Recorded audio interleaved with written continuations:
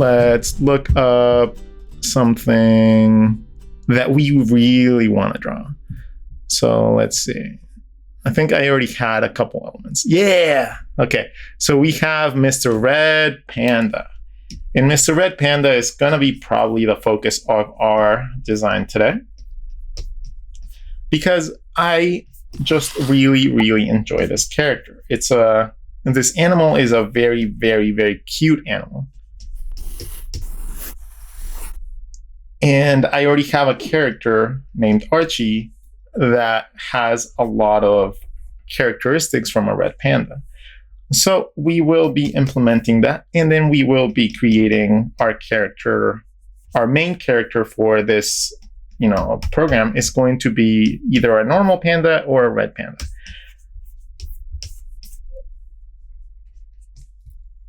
All right, so we have a little white blotch, continued by a dark spot, and then more white. Then the ears are white, and then they have a little stripe too. All right, so that is a pretty close representation of that. And they have like reddish orange skin.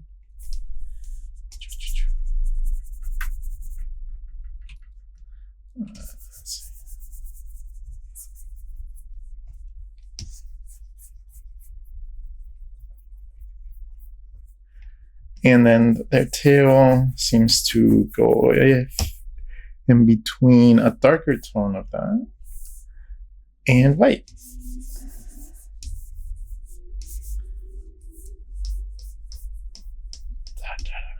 So if we are just going to be going about drawing characters just for reference, and this is about as far as I would go detail-wise.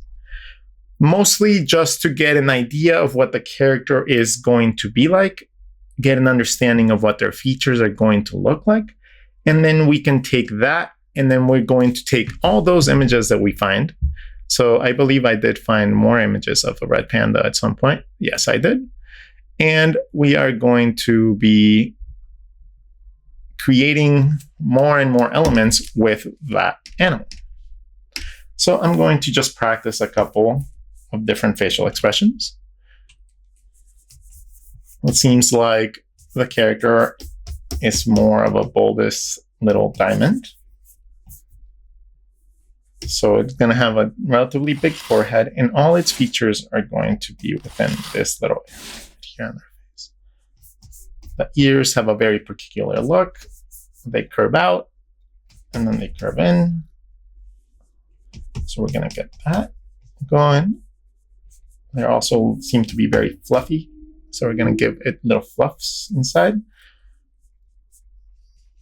We're going to figure out the eyes. Again, we're going to keep it nice and simple. And let's figure out what the nose is doing. The noses are relatively, circular. Rah. And they have like a little mouth. The little teeth. And then what's going to make everything pop a lot more is the markings. So we're going to have that marking goes all the way up until the eye. And then the eye one curls down. That's the darker one. And then the other white part goes onto their cheeks. And then there's a little white one right here. So if we take that,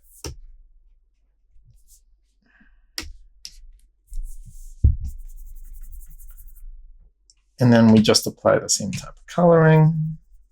Now, if you're just drawing in your sketchbook, you can use watercolors, you can use a highlighter, or anything else to be able to just identify the contrast colors. It doesn't always have to be something like a computer. In this case, it seems like the body is very dark, on the bottom at least.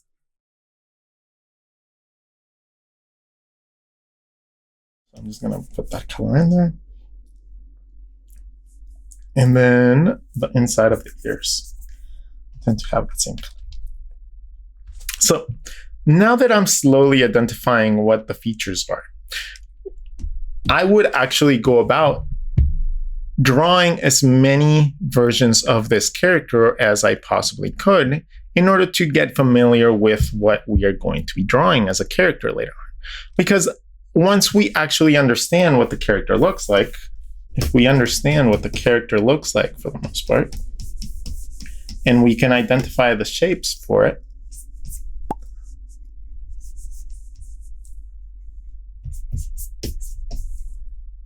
that's going to make our lives a little bit easier.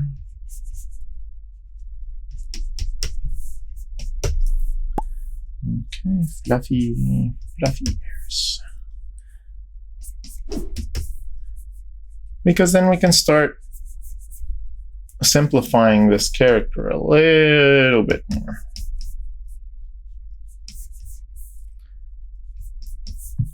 And then adding our own little spin to it.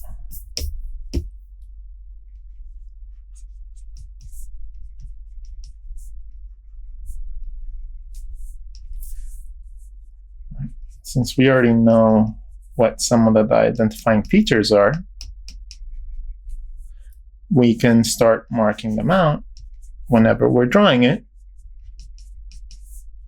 and it'll start looking like the character that we need it to be. Let's make the nose a little bit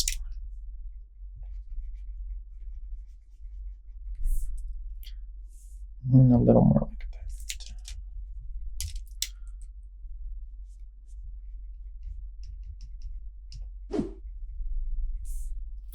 Okay, the mouth is just right there, and it goes around with the shape of the muzzle.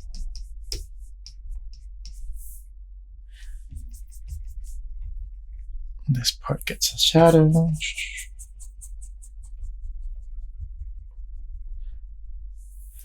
So it seems like the front legs are very, very dark, and then it goes on to the rest of the body. But just like that, you can start getting an idea of how you can start generating your own characters based on references that you find online.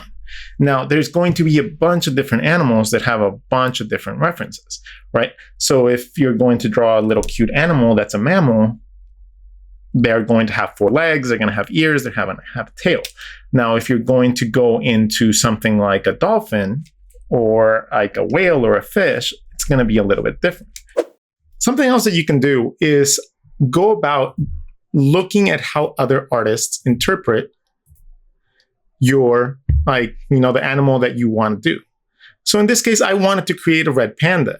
So seeing what other artists depict them as and what they choose to accentuate can actually help you also. But be careful with that, because when you start choosing way too specific of a design, it ends up being more so a copy of what that character is, instead of just actually taking the pieces that you like from it and then just making up your own decision. So I'm not going to go so much into what the other artists do. I'm going to take this little guy,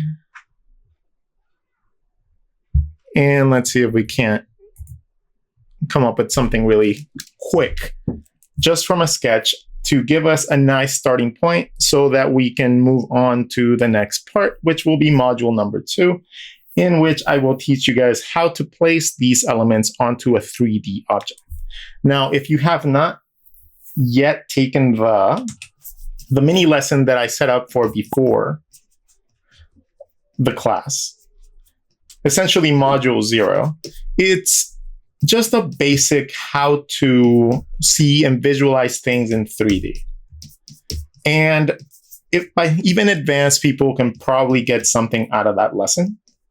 So please make sure to reference that if a lot of the things that I'm talking about are, confusing, or if it doesn't make sense. If it's starting to be confusing and not be understandable, it might be because of that reason. So what I want you to do is, instead of trying to figure it out on your own, I want you to please go look at the video, go see what I mean by visualizing things in 3D so that we can properly be able to navigate this second module that's about to come after this one. And we'll just come up with a character.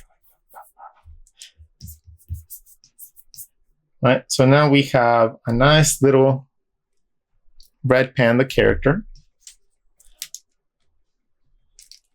We're going to give it a little bit of color. Let's change its colors a little bit. I've always liked the color pink. So let's go with pink.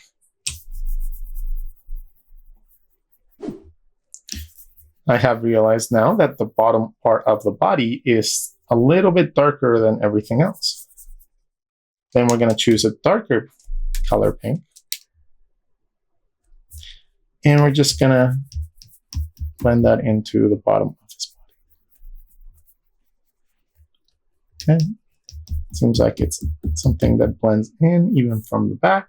Now you can do this with a digital software really, really easy. But if not, just play around with some watercolors. It's going to provide you that deep and depth that you want without having to worry so much about having to spend a lot of money on markers and blenders and everything. Like watercolors are probably the best things to sketch with, in my opinion. Just make sure you get paper that actually matches that properly. All right, so we have that. All right, that actually looks really cute. So with that being said, these are exercises that you can practice just like you would draw a portrait or a cartoon of a person. You can draw a cartoon or an expression in a very simplified caricature of an animal so you can get used to the features and how they are built on the character. Now, that is going to be exercise number 1 for you to be able to start tackling this concept, and then you can move on to module number 2, which will teach you how to place these objects and these different elements on a 3D element that will allow you to start mapping out your character, and then we can start building him from there. So thank you so much for staying through all of module number 1. I hope you learned a lot. I hope that having this reference and being able to actually see me using the reference to be able to accomplish the designs and the rough sketches that will allow me to create my things later on will help you down the line as well, because we don't always see the visual process that takes us from step 1 to step 10. Okay, so with that being said, I will leave you one exercise, and that is to go find at least 5 or 6 reference photos and then just fill up a couple pages in your sketchbook with features from that animal. That is all you're going to require to be doing for this first module. Thank you all so much, and I will see you in module number 2.